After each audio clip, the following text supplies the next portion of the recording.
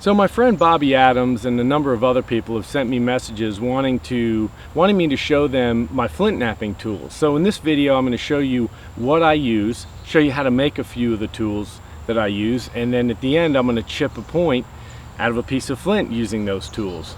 Now I want to make it known that I'm actually what's considered a traditional flint knapper, so I like to use what was used traditionally in prehistory, and that mainly consists of bone and antler and hammerstones.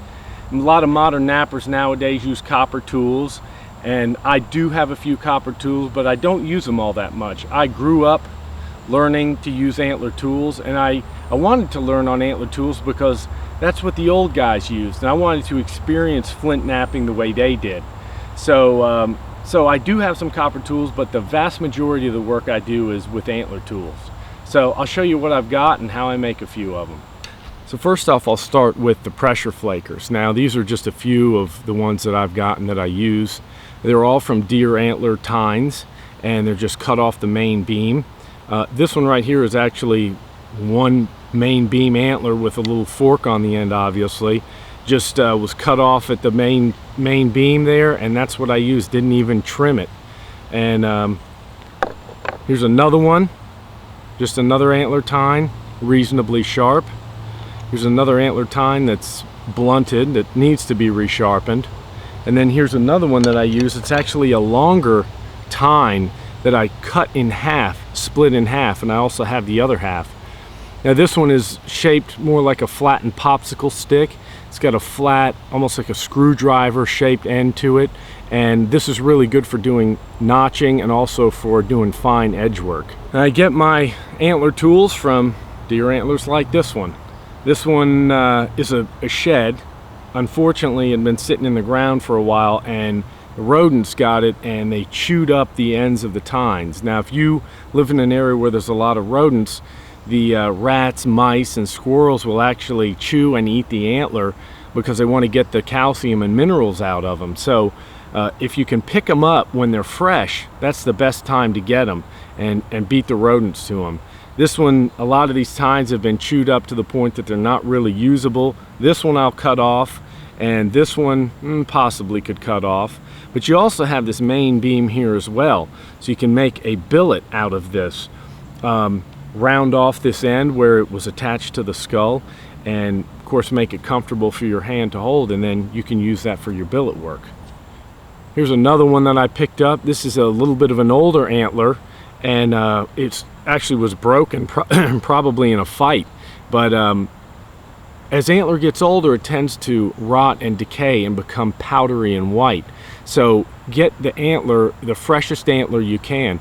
Antler that's been sitting around exposed to the sun ends up becoming powdery and not nearly as strong, and just doesn't work as well for chipping. But this one's okay. I think this one will work. It's got a little bit of weathering to it, but it still feels pretty dense and solid. Now to make your pressure flakers, just take the antler and a hacksaw and saw off the tines, whichever ones you want.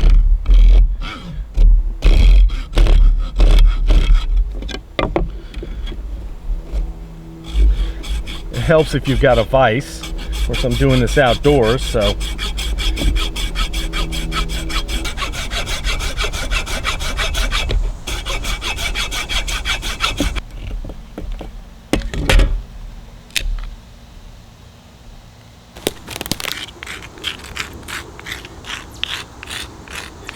I just rubbed this on this piece of cement just to round off the sharp corners, make it a little more comfortable to hold.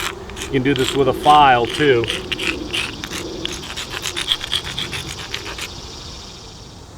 There's the end that was eaten up by the rodents. You can see it's been chewed up quite a bit.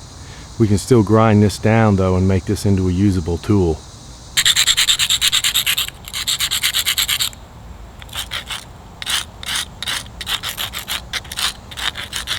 So if you're going to do bigger work and you need heavier flake removals, you're going to need a billet.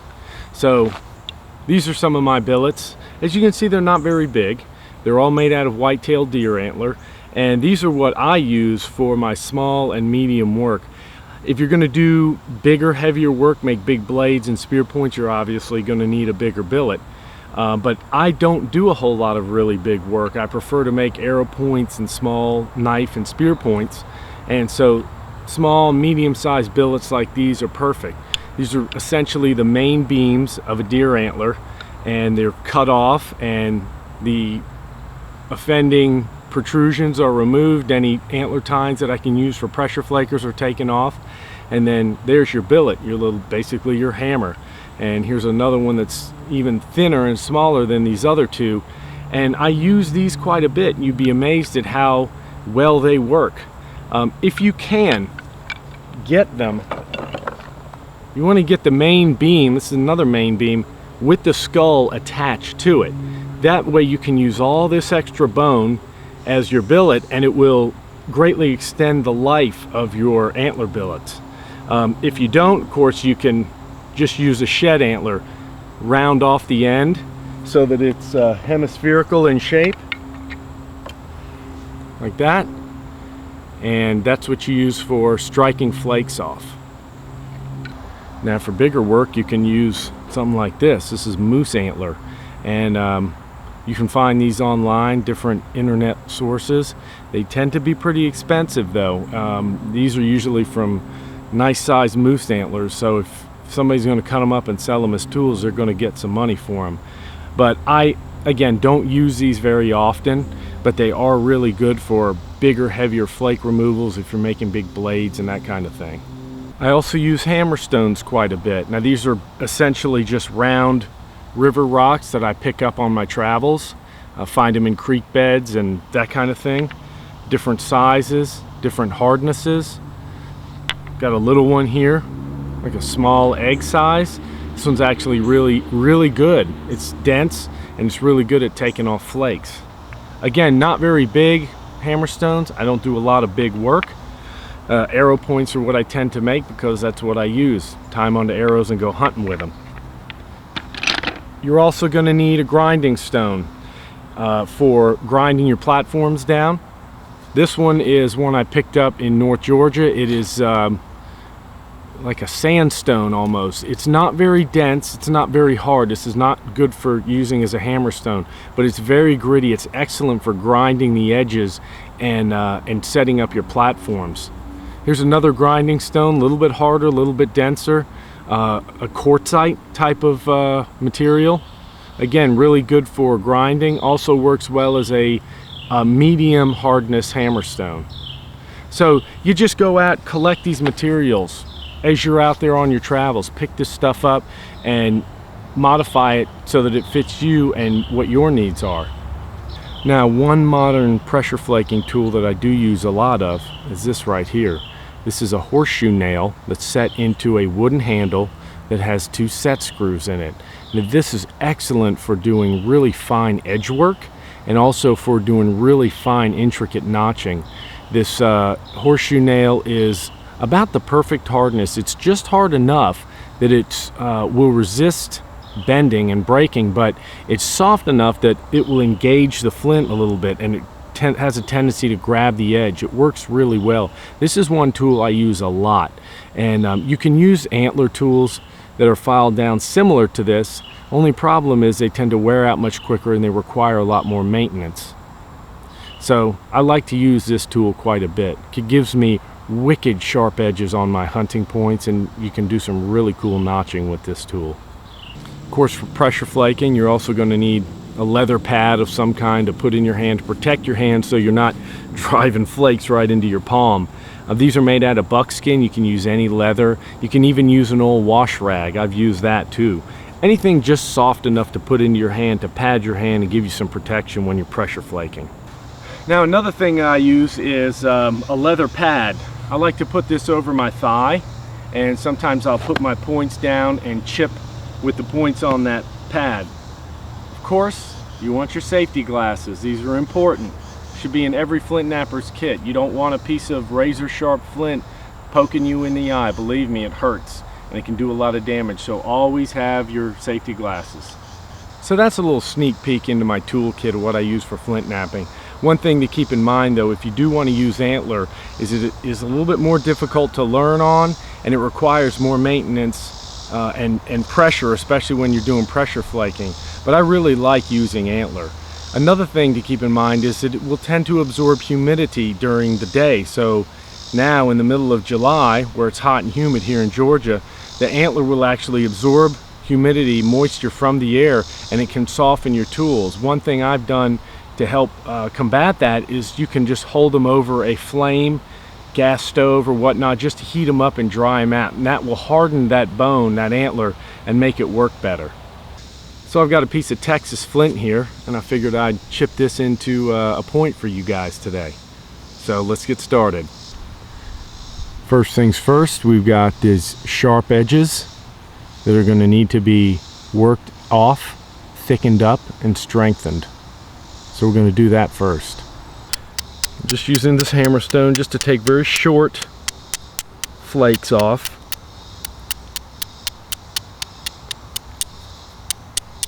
Notice my angle. It's tilted back like this. I don't want those flakes to travel very far, because all they'll do is just keep thinning out the edge, which is not what I want. All the way around, both sides. And I'll flip it over. Same thing from the other angle.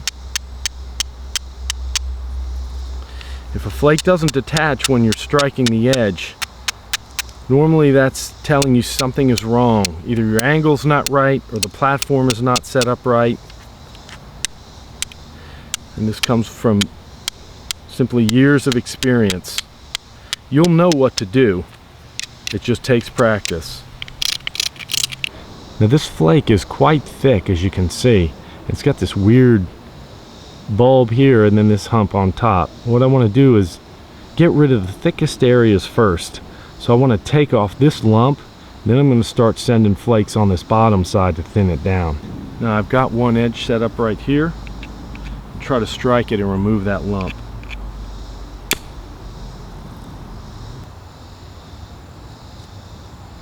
And we took off a good portion of it. Still need to remove a little bit more. I'm going to grind this edge here, send another one this way.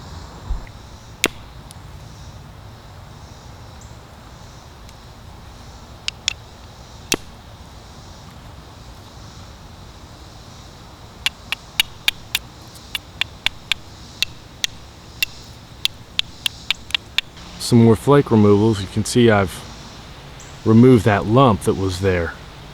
Now I just need to set up this edge and send some more flakes down up underneath here and flatten out this bulb. This is where pressure flaking is really pays for itself, because you can be very precise in your flake removals and really set up your edges with perfection.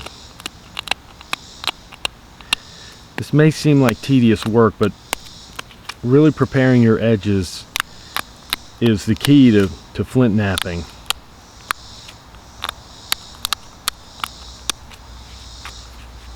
If you spend 2, 3, even 5 minutes preparing your edge to remove a perfect flake, that's time well spent, because that's a problem averted and time and material saved.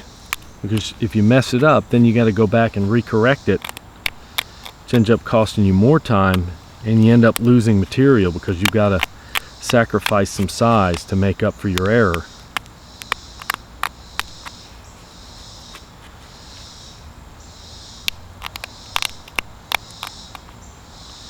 Very short, steep flakes. I don't want these flakes to travel very far. I'm just building up an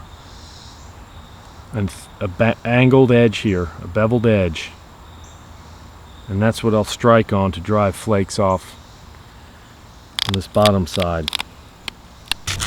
Do a little grinding. Don't want to grind it too much.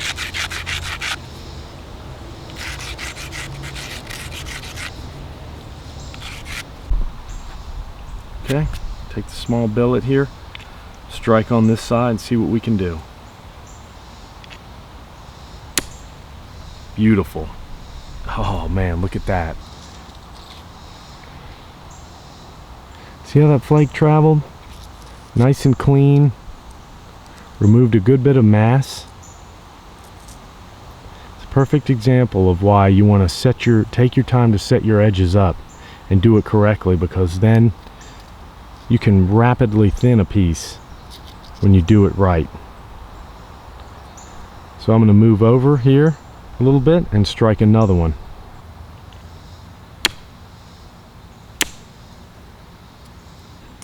That one unfortunately went too far and worked too good.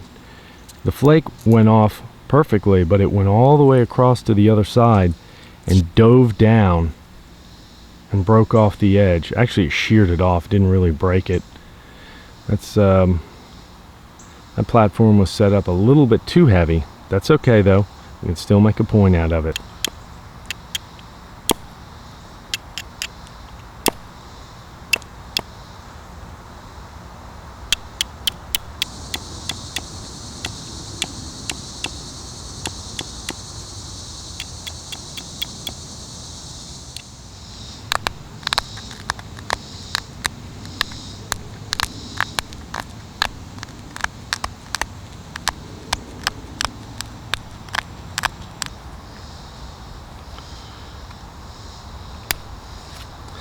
Starting to go in, do a lot more work with pressure flaking here, because this piece is getting so small and narrow. I don't have a whole lot of room to work with.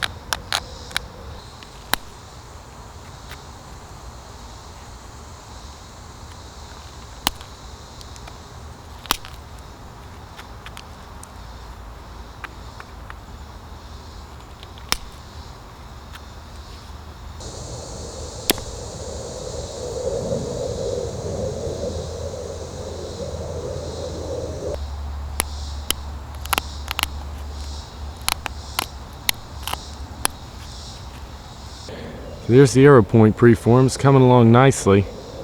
Not as pretty as I hoped it was going to be, but it's alright. I'll just keep working this thing down until I finish it up.